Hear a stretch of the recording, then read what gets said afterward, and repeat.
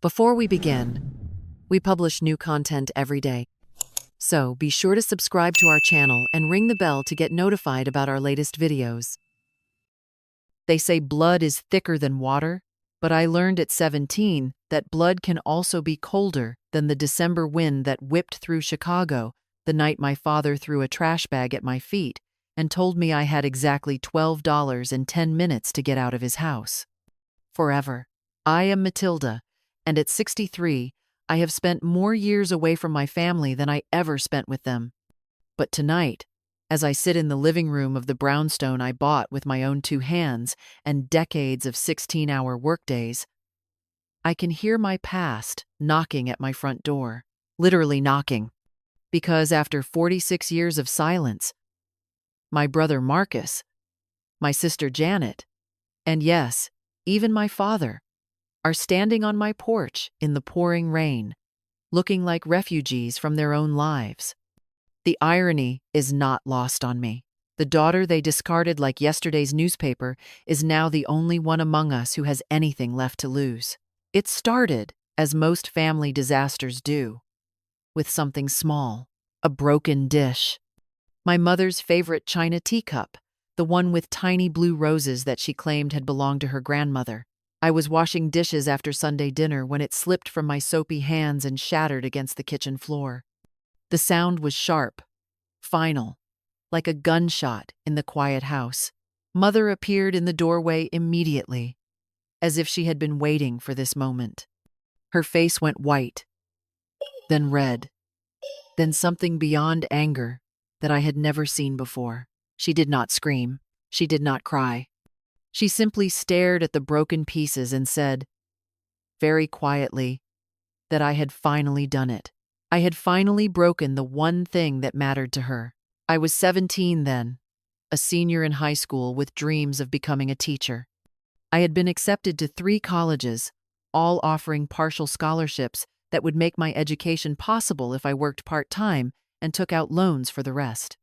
I had been so careful with everything in that house, walking on eggshells for years, trying to be the daughter they wanted me to be. But apparently, one broken teacup was enough to erase 17 years of trying.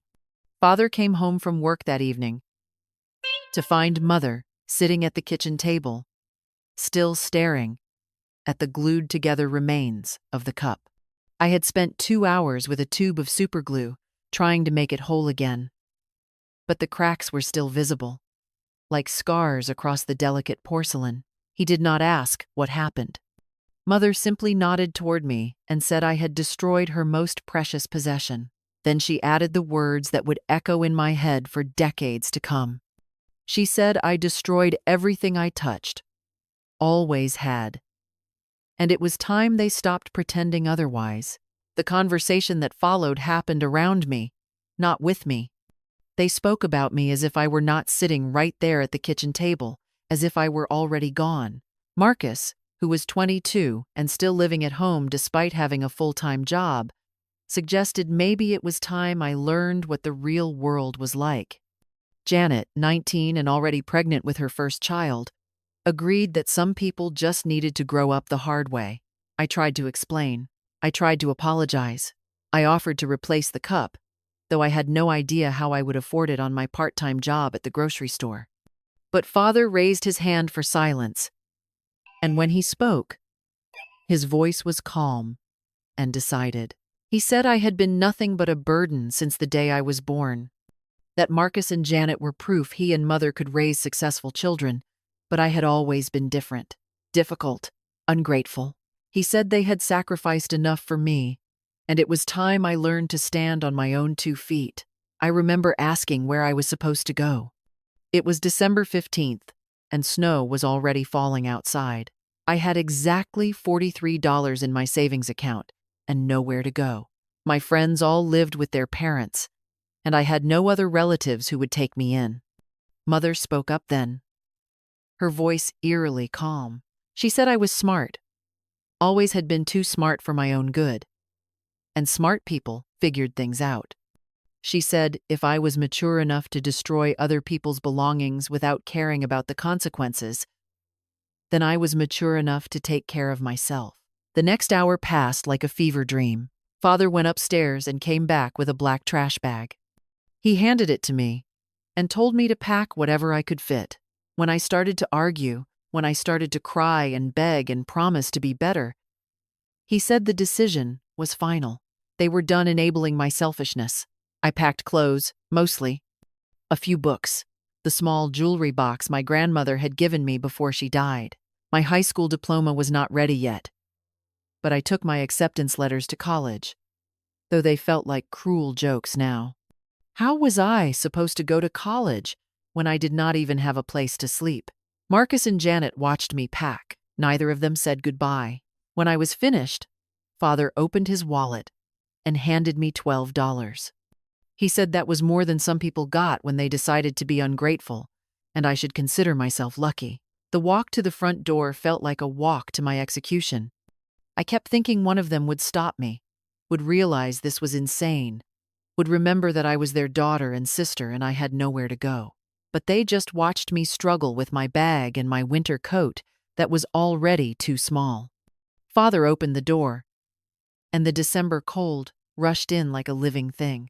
I turned back one more time, hoping to see some sign of regret or love or basic human decency. Instead, I saw 4 faces that looked at me like I was already a stranger, like I had already been erased from their story. The last thing Father said to me was that I should not bother coming back until I had learned what it meant to be grateful for what you have. The door closed behind me with a finality that I felt in my bones. I spent the first night in the 24-hour laundromat 6 blocks away, huddled in a plastic chair with my trash bag clutched against my chest. The attendant took pity on me and did not call the police. But he made it clear I could not stay there indefinitely. By morning, I had a plan. It was not a good plan, but it was the only one I had. I used $8 of my $12 to buy a newspaper and a cup of coffee. I spent the day calling every number in the help wanted section, explaining that I was 18 and available to start immediately. The lie about my age came easily. I had always looked older, and desperation aged me even more. Mrs. Chen, who owned a small restaurant in Chinatown, was the first person to say yes. She needed someone to wash dishes and clean tables, and she did not ask too many questions when I showed up at her back door with everything I owned in a trash bag. She paid me $30 for my first day and let me sleep in the storage room until I could find something better. Better turned out to be a basement room in a boarding house that cost me $25 a week. It had a bed, a sink, and a hot plate. The bathroom was down the hall, and I shared it with 7 other residents who all seemed to be running from something or someone. But it was mine, and nobody could take it away from me as long as I paid my rent. I worked at Mrs. Chen's restaurant for 2 years, learning English from her customers and picking up enough Mandarin to communicate with the kitchen staff. I saved every penny I could, eating 1 meal a day and wearing the same 3 outfits in rotation. When I finally had enough money to rent a small apartment, Mrs. Chen cried and told me I was like the daughter she never had. The daughter she never had. The words hit me harder than I expected. Here was a woman who had known me for 2 years, who had given me a chance when no one else would. And she saw something in me that my own family had never seen. I finished high school through a program for adult learners and used my savings to enroll in community college. I studied business and accounting, practical subjects that would guarantee me a job. Romance and dreams were luxuries I could not afford. I needed security, stability, the kind of life where no one could ever throw me out with $12 and a trash bag again. The years blurred together in a cycle of work, school, and sleep. I moved from the restaurant to a clerical job at a small accounting firm, then to a larger firm as a junior accountant, then to my own small practice, serving other small business owners who needed someone who understood what it meant to start from nothing. I bought my first house when I was 35. It was a small ranch in a decent neighborhood. Nothing fancy, but it was mine. I remember walking through the empty rooms after the closing, running my hands along the walls, opening and closing every door and window. This was my space, my sanctuary. No one could make me leave. I thought about my family sometimes, especially in the early years. I wondered if they missed me, if they regretted what they had done, if they ever drove past the places where I might be living and wondered how I had survived. But as the years passed, the wondering faded. I built a life that did not include them, and it was a good life. I made friends through work and the community college classes I continued taking. I dated occasionally, though I never married. The idea of depending on someone else, of giving someone the power to throw me away, terrified me more than being alone. I had learned to be my own family, my own support system, my own home. When I turned 50, I sold my small house and bought the brownstone where I live now. 3 bedrooms, 2.5 bathrooms, a garden in the back where I grow tomatoes and herbs. It is more house than one person needs, but I earned every square foot of it. Sometimes I stand in my living room and remember that 17-year-old girl with the trash bag, and I whisper to her that we made it. We more than made it. I heard about Mother's death through a mutual acquaintance 3 years ago. Apparently, she had been sick for a while, but nobody thought to contact me. The funeral was small, and I was not mentioned in the obituary. According to the woman who told me Father was struggling with dementia, Marcus had been laid off from his job, and Janet was going through a messy divorce. But none of that was my problem. I had grieved the loss of my family 43 years earlier, when they threw me away like garbage. Or so I thought. The knocking started again, more insistent this time. I looked through the peephole and saw them clearly for the first time in over 4 decades.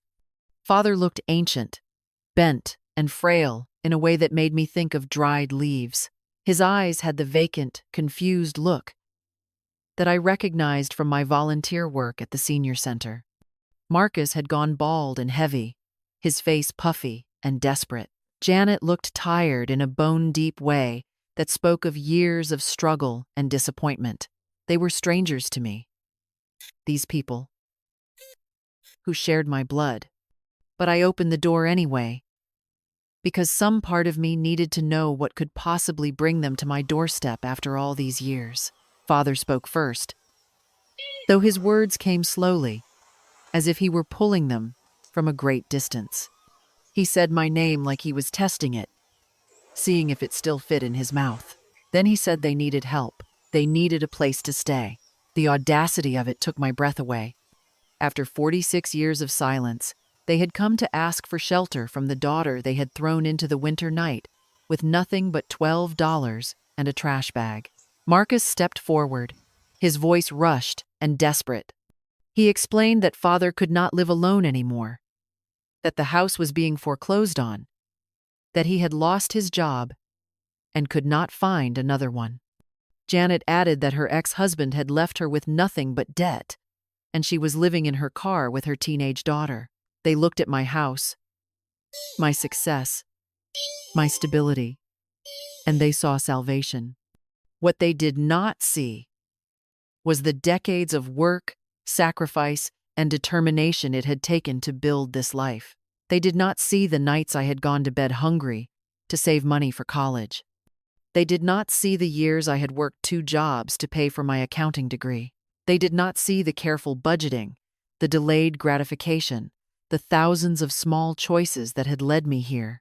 All they saw was a solution to their problems. And they expected me to provide it because we shared the same last name. Father's voice became stronger as he spoke, more like the man I remembered. He said family was family, that blood was thicker than water, that surely I had room in this big house for the people who had raised me. The irony of his words was staggering, but I do not think he even realized it. I listened to their entire pitch without interrupting. I watched Marcus fidget with his wedding ring, and Janet glanced nervously at her car parked in my driveway. I saw the desperation in their eyes, the same desperation I had felt at 17 when I had nowhere to go and no one to turn to. When they finished talking, I asked them a simple question. I asked if they remembered the last time they had seen me. The silence that followed was telling. Father looked confused, his dementia making it hard for him to access old memories. But Marcus and Janet remembered. I could see it in their faces. The uncomfortable shifting, the inability to meet my eyes. I helped them remember. I told them about the broken teacup, about the trash bag, about the $12 and the December snow. I told them about the years of struggle that followed, about sleeping in a laundromat and washing dishes for $30 a day. I told them about building a life from nothing because they had given me no choice. Marcus tried to interrupt, to explain that they had been different people then, that they were sorry, that family should forgive and forget. But I was not finished. I told them about the life I had built without them, about Mrs. Chen, who had treated me like a daughter when my own family had treated me like trash, about the friends I had made who had never once asked me to prove my worth or made me feel like a burden, about the small businesses I had helped grow, the young people I had mentored, the community I had become part of. I told them that I had learned something important in the years since they had thrown me away. I had learned that family was not just about shared blood. It was about loyalty, support, unconditional love, and showing up when someone needed you. It was about all the things they had failed to give me when I was 17 and scared and alone. Janet started crying then, saying they had made a mistake, that they were different now, that they needed me. But I was not the same scared 17-year-old who had begged them not to throw her away. I was 63 years old, and I had spent 46 years learning to value myself in ways they never had. I told them that I understood they were in a difficult situation, and I was sorry for their struggles. But I also told them that their problems were not my responsibility. They had made their choice 46 years ago when they decided I was not worth keeping. Now, I was making mine. The conversation that followed was painful but necessary. They argued that I was being cruel, that I was punishing them for something that had happened decades ago.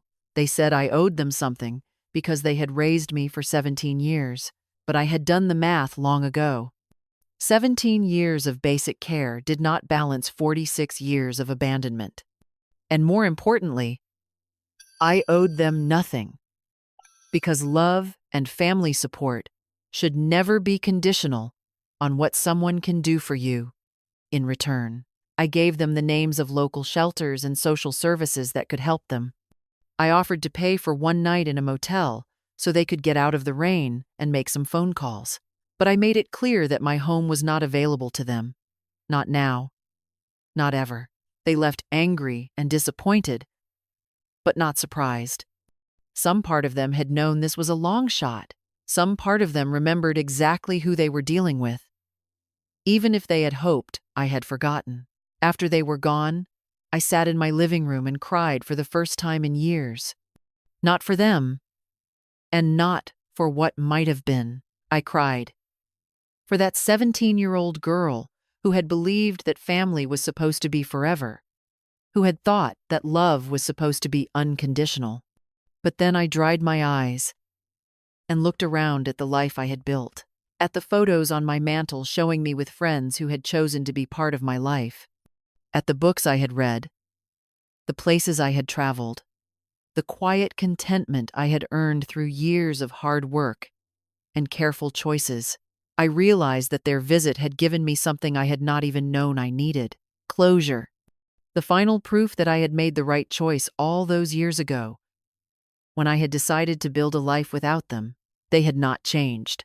They were still the people who saw others as useful or useless, who gave love based on what they could get in return. But I had changed. I had become someone who knew her own worth, who did not need their approval or acceptance to feel complete. I had become someone who could look at the people who had abandoned her and feel nothing but pity for what they had lost when they threw me away. The next morning, I called Mrs. Chen, who was now in her 80s and living in a retirement community. I told her about the visit, about the choice I had made, about the peace I felt. She listened quietly, and when I finished, She said something that made me smile. She said that some people are born into families that deserve them, and others have to build families that choose them. She said I had been wise enough to know the difference, and strong enough to build something better than what I had been given. Later that day, I drove to the community college, where I had finished my high school diploma all those years ago. They had started a scholarship program for students aging out of foster care, young people who were facing the same kind of abandonment I had experienced. I wrote them a check that was larger than any I had ever written before, and I volunteered to mentor some of the recipients. These young people reminded me of myself at 17, scared and alone but determined to survive. The difference was that they would have help and support, someone who understood what it meant to start over with nothing. They would have what I had never had, what my biological family had failed to give me. As I drove home that evening, I thought about the conversation I had overheard at the grocery store earlier that week. Two women discussing a mutual friend who had cut off contact with her toxic family. One of them had said it was sad, that family was family, that blood was thicker than water. But the other woman had disagreed. She had said that the full quote was actually the blood of the covenant is thicker than the water of the womb, meaning that relationships formed by choice and commitment are stronger than those based merely on genetics. I had spent 46 years proving that truth. The family I had chosen, the community I had built, the life I had created was stronger and more meaningful than anything I could have had with people who saw me as a burden to be discarded when convenient. That night, I sat in my garden as the sun set behind my house. The tomatoes were coming in well this year, and I made a mental note to take some to Mrs. Patterson next door, whose arthritis made gardening difficult. I thought about calling my friend Sarah to plan our upcoming trip to Ireland, something we had been talking about for months. I thought about all the people who had become my real family over the years. The colleagues who had supported my business, the neighbors who checked on me when I was sick, the young people I mentored who sent me graduation photos and wedding invitations, the chosen family that had grown around me like a garden, carefully tended and deeply rooted. This was what family was supposed to be, not people who threw you away when you were inconvenient, but people who chose to keep you close because they valued who you were. Not people who showed up only when they needed something, but people who celebrated your successes and supported you through failures. I had learned that lesson the hard way, starting with $12 and a trash bag in the December cold. But I had learned it completely, and it had made all the difference in the world. As the stars came out above my garden, I whispered a thank you to that 17-year-old girl who had been brave enough to survive, determined enough to build something better, and wise enough to know that sometimes the greatest gift you can give yourself is the courage to walk away from people who do not deserve you. The knocking at my door had stopped. The past had come calling, and I had answered with the truth of who I had become, not their abandoned daughter, but my own woman, complete and whole and home,